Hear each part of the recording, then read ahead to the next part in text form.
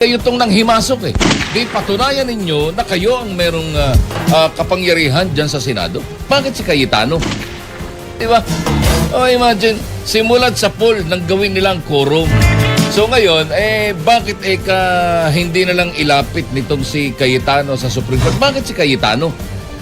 Kayo itong nanghimasok eh. Siguro, tayo bilang mga nakakaintindi, unawain na lang natin sila. Sila'y magagaling pero kulang ang kanilang talino.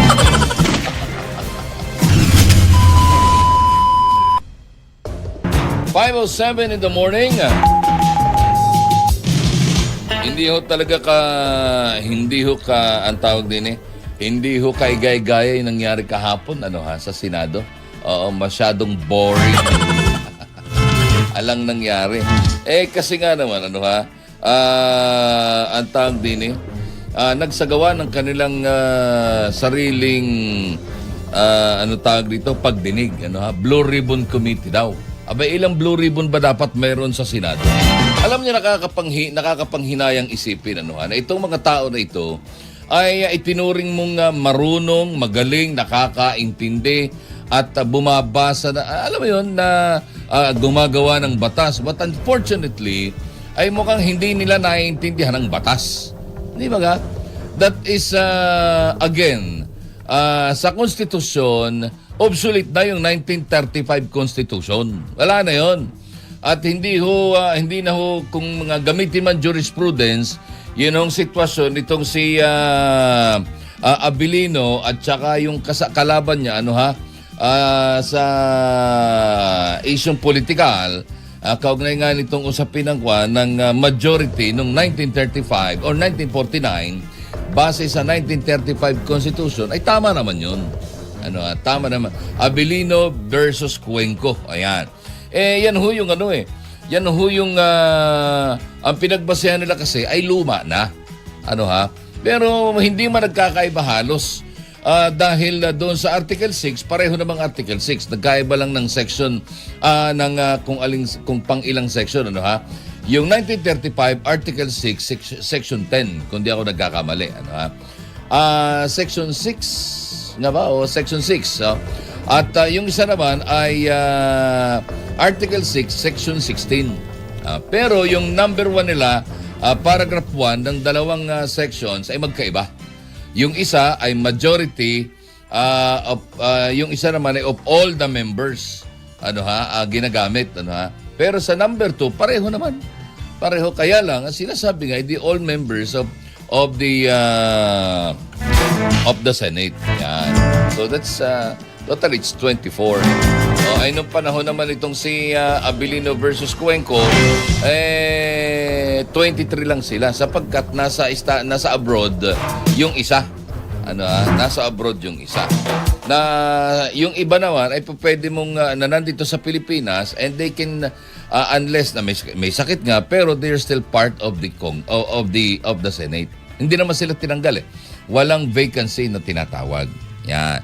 So, wala tayong magagawa pero yan ang kanilang pang-unawa. Ako naman, siguro, tayo bilang mga nakakaintindi, unawain na lang natin sila. Sila'y magagaling pero kulang ang kanilang talino. Diba? Imagine, simulat sa poll nang gawin nilang quorum. So ngayon, bakit hindi na lang ilapit nitong si Cayetano sa Supreme Court? Bakit si Cayetano? Kayo itong nanghimasok eh. Di patunayan ninyo na kayo ang merong kapangyarihan dyan sa Senado. Patunayan ninyo yan. Ngayon, nagpapakalat na naman sila ng balita na di umano'y si Senator Joel Villanueva ay babaliktad na. At lilipat na rin sa kabila sapagkat natatakot din siyang makasuhan. Ayaw niyang makulong. Ewan ko pero nagbigay ng kanyang salita etong si Senator Joel Villanueva. Na mananatili siya sa kung alin ang tama. Kung gano'n din lang, lalo pa. Parang ang hirap paniwalaan noon sapagkat, alam mo yun, ang dala-dala mo ay salita ng Diyos. Hindi ba? Tapos lilipat ka sa alam mo namang hindi tama? Ay bakit? Dahil natatakot ka. nasaan niyo yung ipinangangaral natin na tungkol kay Daniel? Yung tungkol kay sino ba ito? Si Benjamin ba yun? Na mga ikinulong.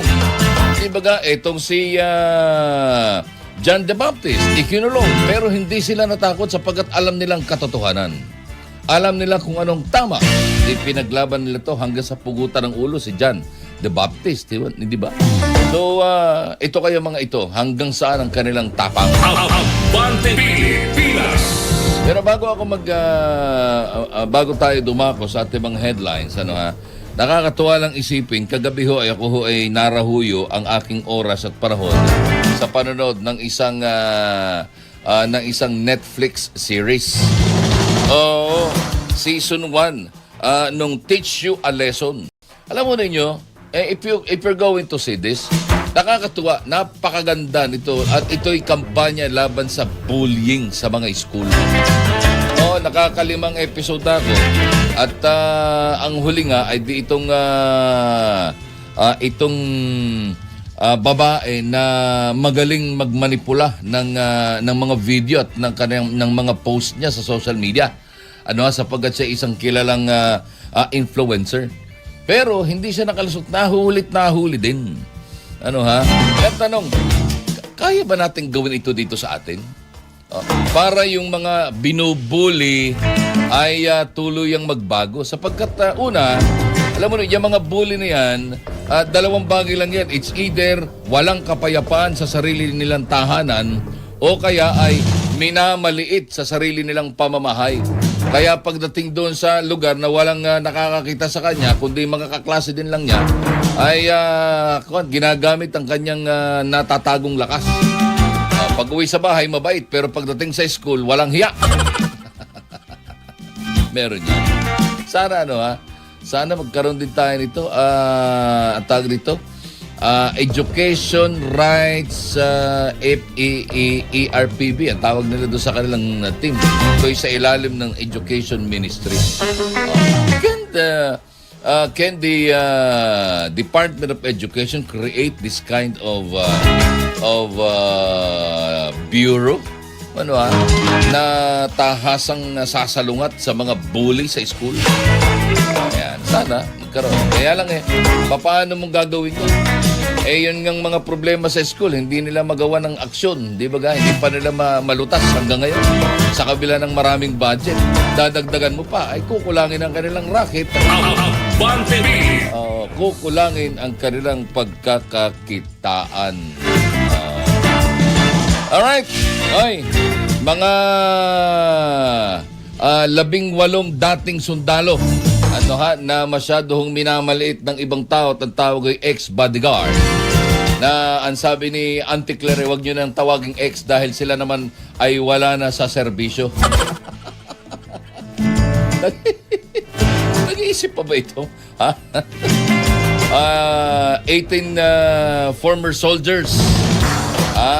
Tibayan nyo lang, lalo na yung nagbigay siya ng pera kay Jose Chavez Alvarez ng maleta. Ako naniniwala doon sapagkat meron hong mga ghost project na dyan sa bayan ng Rizal at bayan ng Brooks Point sa lalawigan ng Laguna, ng Palawan. At dyan dalawang bayan na isakop ng ikalawang distrito ng lalawigan ng Palawan kung saan ang kinatawan ay si Jose Chavez Alvarez. At ang contractor dyan, hindi niya mailabas-labas, hindi niya makasuhan si Ivy Mitchell. Balita, impormasyon at balitaktakan.